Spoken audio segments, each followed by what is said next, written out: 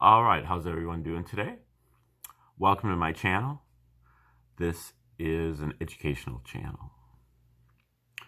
And we generally look at great theories of everything, ancient and modern, and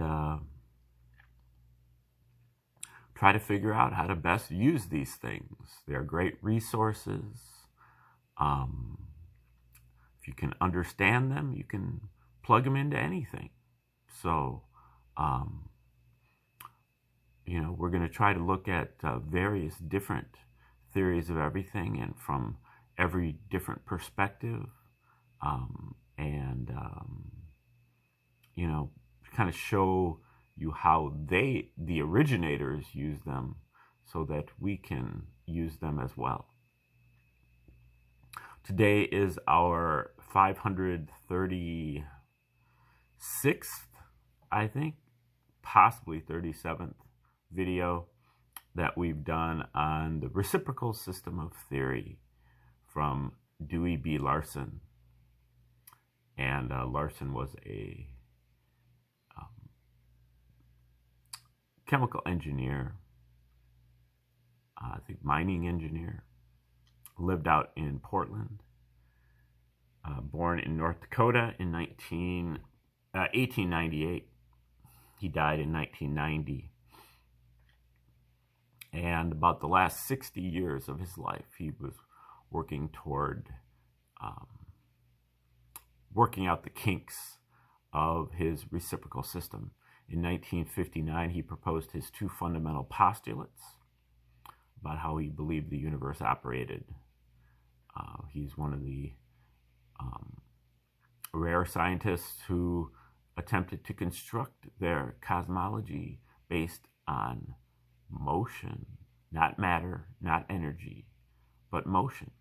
His first postulate states that the universe is composed entirely of one component, motion, existing in 3 dimensions, in discrete units, and with 2 reciprocal aspects, space and time. So for Larson, the universe is made out of motion, and motion was the relationship between space and time, implying a reciprocal relationship. All of our scientific entities, quantities out there, including matter, energy, force, pressure, electric charge, and speed and power, momentum. These are all forms of motion, and they all can be expressed with a fraction, with space or time as the numerator and time or space as the denominator, with time or space being able to have multiple exponents. So, for example, we know that speed is space over time. I was running at 10 miles per hour. My speed was 10 miles per hour, 10 miles of space in 1 hour of time. Space over time is speed. In Larson's system, matter is time to the 3rd power over space to the 3rd power. And he works that out, deductively, and shows his work a little bit more than, just pulling out of his head.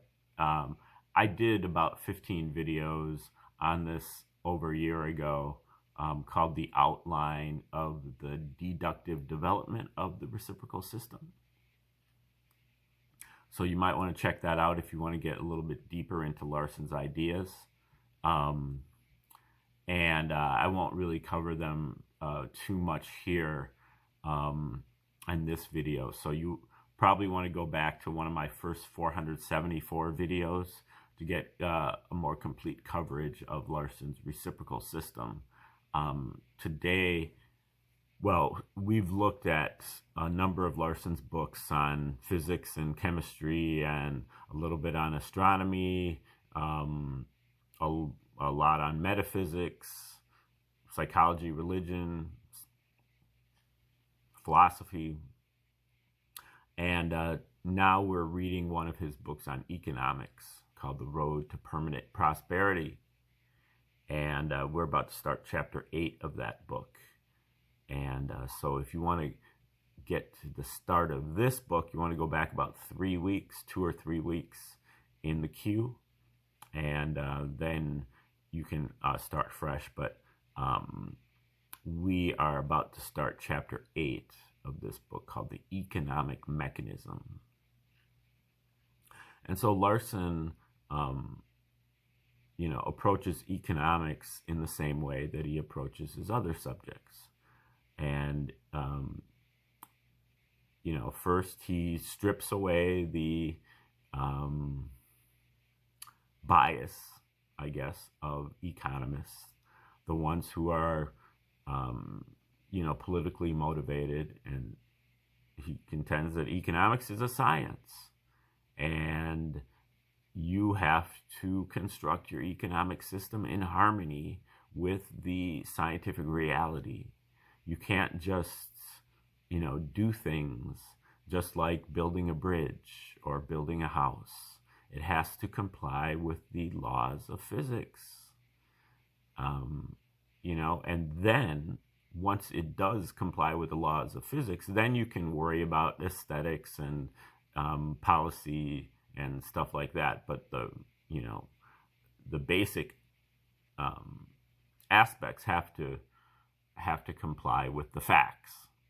And then he also kind of strips away the complexities of economics and goes with the Robinson Crusoe approach to start with the first system of economics, where you just have one person on a deserted island. And then he brings in barter, then he brings in money, and then he's going to bring in a few other things here eventually. And he boils it down to the reciprocal in economics, where in motion we're talking about space and time. Motion is the relationship between space and time. The economic motion is, I guess you would say that the economic motion is the relationship between production and consumption. And those are the two reciprocal aspects. When you produce things, you produce goods, but those goods are really purchasing power. They give you the ability to buy other things. When you consume goods, you consume them as goods. So purchasing power and goods are the two artifacts of production and consumption. Okay, so he articulates a number of different principles, most of which we haven't gotten to yet. The main ones that we've gotten to are work or starve, and only goods can pay for goods, and they are conserved.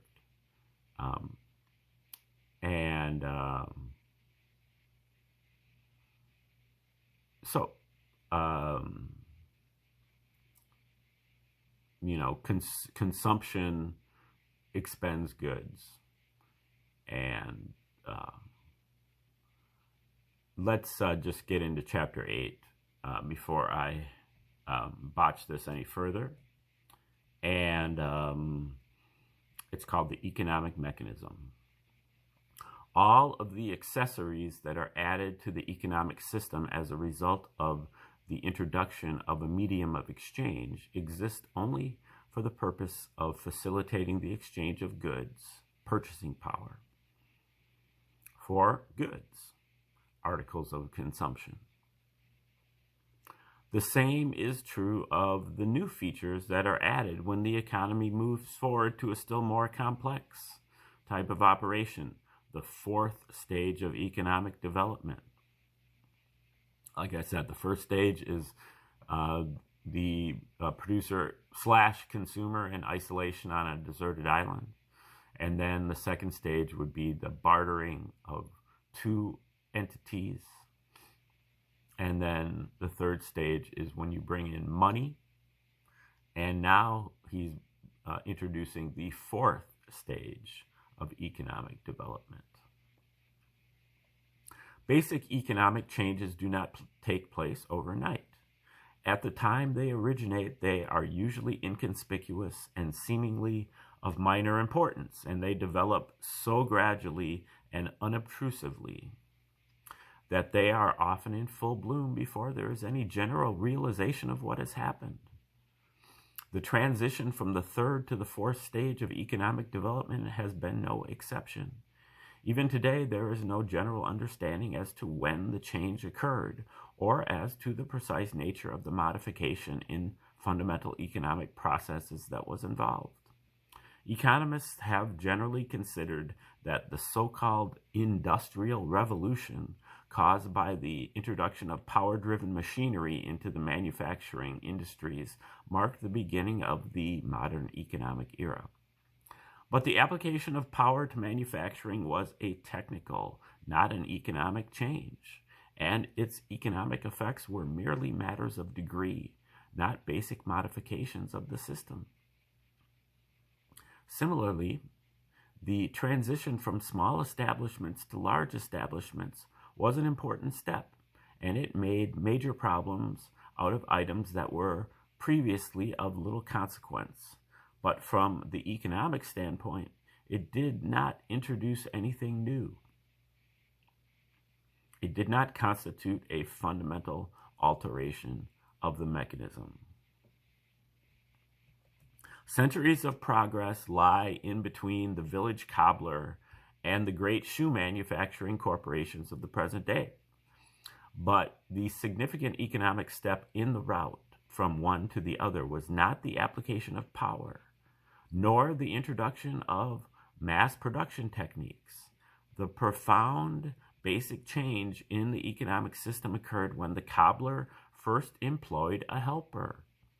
The step that ushered in the fourth stage of economic development was the introduction of a separate producing entity. By this innovation, the original single-step barter transaction, which was expanded to a two-step process through the use of a medium of exchange, money, has now become a four-step process. The cobbler, who is still in the third economic stage, so far as his own personal productive efforts are concerned, exchanges the goods, purchasing power, that he produces for money, and then completes the transaction by exchanging this money for goods, or articles of consumption.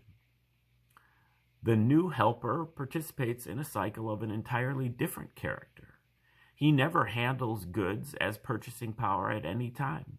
He exchanges his labor for money and then exchanges money for goods, articles of consumption. But this is only half of the full exchange cycle. The money the helper receives comes from the cobbler, not from the ultimate consumer. To complete the transaction, it is necessary for the cobbler to step into a new role. Here he is no longer a combination producer and consumer, but merely a producer. As such, he first exchanges goods as purchasing power for money, and then completes the cycle by exchanging money for labor. It should be noted that in his capacity as a producer, the cobbler puts nothing into the economic process and takes nothing out. In his capacity as a supplier of labor, he gets a portion of the proceeds that can be classified as wages, and in his capacity as a supplier of tools and equipment, he gets another portion of as compensation for the use of that capital. In his capacity as a consumer, he exchanges the purchasing power thus obtained for consumer goods, perhaps putting some of it back into the business, retaining the ownership thereof. When each of these actions is viewed in its economic significance rather than in its social significance, it can be seen that all of the proceeds of the business are paid out, actually or constructively to the suppliers of labor and the suppliers of capital. All of the net production of goods goes to consumers. Another important feature of the modern four-stage economic mechanism is that its operation is a continuous process. In technical work, whenever we are dealing with a continuous process of any kind, we find it very helpful to prepare a flowchart, a simplified diagrammatic representation of the process, which provides a convenient means of following the action through its various stages, and also enables us to visualize the relationships between the different parts of the process more readily than would be possible without such assistance. In line with the stated policy of this work that involves taking advantage of all of the effective methods of engineering and scientific professions, the accompanying chart has been prepared to picture the modern economic mechanism as it appears in the light of the findings detailed in this volume.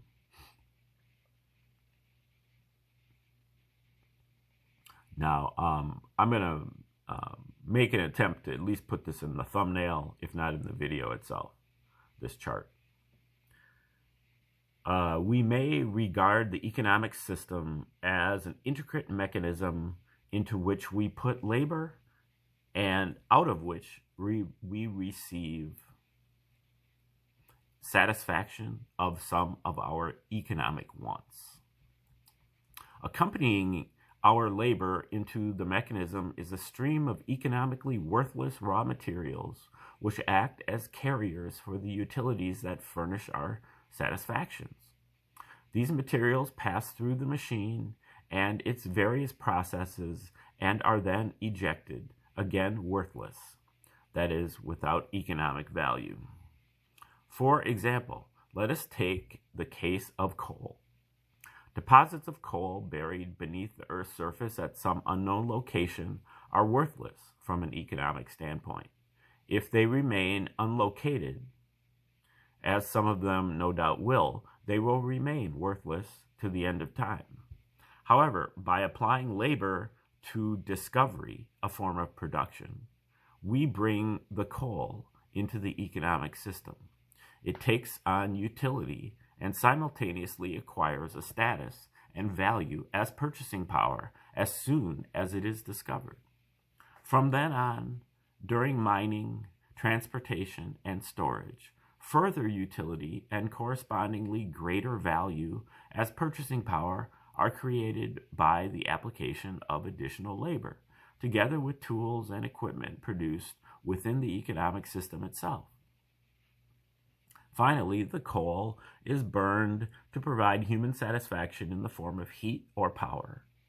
In this process, utility and purchasing power are both extinguished, that is, they are transformed into the satisfactions, and the coal, now in the form of ashes, water vapor, and carbon dioxide,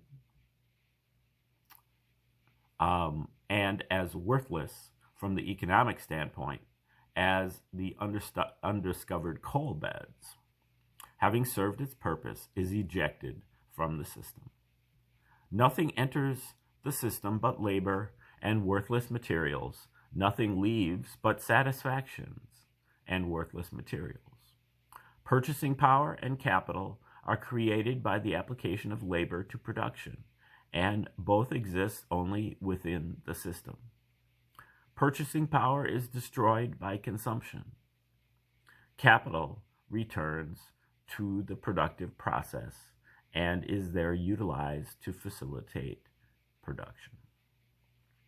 Since materials do not participate in economic processes other than as carriers of utilities, it is possible to disregard them and simplify the presentation by considering the utilities of goods, their economic rather than their physical aspects, as the goods themselves. On this simplified basis, we put labor into the economic machine and get goods out. Coal has been deliberately selected as an example because it illustrates a point that is essential to bear in mind whenever economic questions are under consideration. There will be a contention to the effect that undiscovered deposits of coal do have a value. It will be pointed out that the country which has undiscovered resources will ultimately find at least part of them and therefore is better off than the country which has no natural resources to discover. This argument is entirely valid, but the value of the undiscovered deposits is only one of many values, which are not economic values as herein defined, even though they may, either now or in the future, contribute toward economic well-being. So far as the operation of the economy is concerned, values can only exist to the extent that they can enter into transactions with other values. We cannot even buy so much as a loaf of bread by means of the value of an undiscovered mind. The country whose inhabitants have a high level of education and are skilled in the arts and sciences is far better off than those not so favorably situated in this respect. The climate of Florida or California is a definite asset to the inhabitants of those areas, and an adequate amount of rainfall is decidedly advantageous for agricultural purposes. Nevertheless, these items have no value in the sense of being able to participate in economic transactions. And when we are studying economic processes, we must confine our analysis to those items which actually take part in the activities that we are investigating. It might be mentioned that the probability of discovering mineral wealth may have an economic value. Land in the vicinity of a proven oil field may sell for a high price simply because of the chance that the field may extend to this area. Such speculative values are, however, created by the discovery of the original field or by finding favorable geological conditions. They would not exist in the absence of some kind of discovery. Returning to the flowchart, we see that the labor, which is put into the economic system, joins with the services of capital, diverted from the stream of finished goods, and flows through the production market to the production process, where this combination of productive factors is converted into goods. The goods then pass on to the goods market, and thence out of the system by way of consumption, except for that portion of the stream diverted back to production as capital. This is the main stream of economic activity. Through it, the basic purpose of this activity is accomplished. All other features of the mechanism are purely accessories, the purpose of which is to facilitate the operations that take place along this main stream. Economic activity is often portrayed both in words and in flowcharts, similar to Figure 1, as a circular flow of two oppositely directed streams, a stream of goods and factors of production, and a stream of money. Lloyd Reynolds explains his chart of the circular flow in this manner. Quote, money moves around the circuit in a counterclockwise direction. Physical quantities, factors of production and finished products, move in a clockwise direction. If we do our arithmetic correctly, the two flows must exactly balance each other, end quote. But the mainstream of the economy does not flow in a circular path. Individuals, in their capacity as workers, put their labor into the machine at one end, where it is converted into goods. The stream of goods, the main economic stream, then flows unidirectionally to individuals in their capacity as consumers. and passes out of the system. It does not return to the starting point and begin another cycle. In the matter of a circular flow, the mainstream never turns back. It always flows in the same economic direction from producer to consumer. There is a reverse flow of the goods, which are diverted back into the system as capital. That is, these goods return to the production end of the mechanism, but they merely supply productive services. They do not re-enter the primary goods stream and do not participate in a circular flow. On the other hand, the flow of the auxiliary stream of money purchasing power is circular. After having made a complete circuit, this stream does re-enter the production market, and the same money begins a new cycle. There is an unfortunate tendency to regard such distinctions as the foregoing as mere hair splitting. Quote, "This is only a rough diagram anyway," someone will say. Quote, "What difference does it make whether the flow is circular or not?" The answer is that in order to understand how any system operates, we must see that system as it actually is, not in some way that distorts the picture.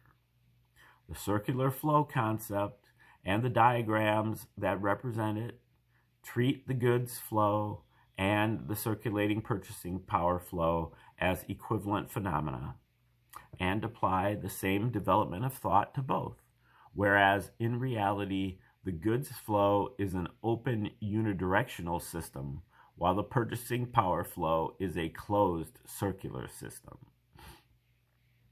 The difference is a critical one. In the open system of goods flow,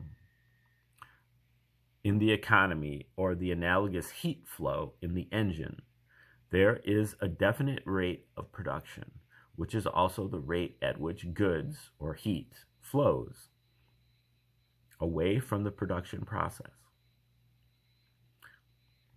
There is no definite total quantity of goods or heat involved other than a total during some arbitrarily specified time interval. In the closed system of purchasing power, the cooling water flow, on the other hand, there is a definite total quantity of circulating purchasing power, or water, in the system, but there is no fixed rate of flow, as this rate can be varied arbitrarily. It should be obvious that any theories which equate these completely different flow phenomena and apply the same considerations to both cannot have any validity. Yet this is just what much of current economic thought attempts to do. The circular flow diagram is more than a pedagogical aid.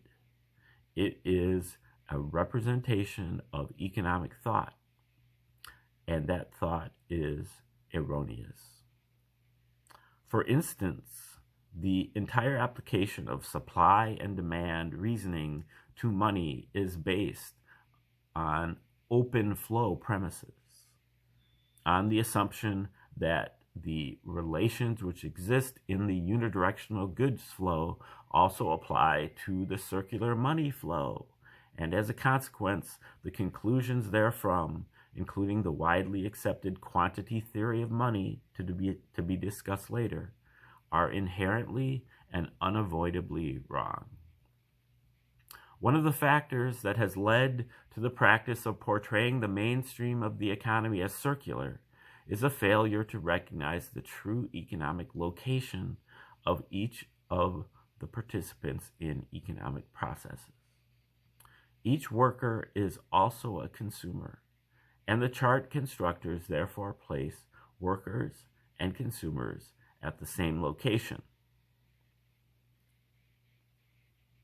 But in modern economic organization, the workers who take part in the production of certain goods are not, except to a very minor extent, the consumers of these goods. They are consumers of other goods. Even from a physical standpoint, therefore, the worker and the consumer are not at the same location. And from an economic standpoint, they are at opposite ends of the mechanism. It was emphasized in Chapter 3 that in order to arrive at correct economic conclusions, we must view economic facts in their economic setting, not in their social setting or their political setting. It is equally important not to view them in their geographical setting.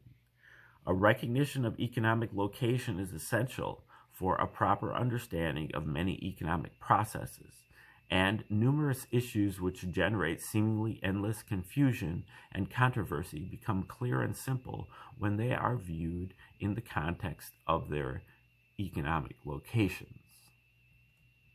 For example, transfers of goods or of purchasing power between individuals or agencies at the same economic location, the same point in one of the economic streams, have no effect on the stream flow. The total purchasing power in the hands of consumers is not affected in the least by taking purchasing power away from the consumer A and giving it to consumer B.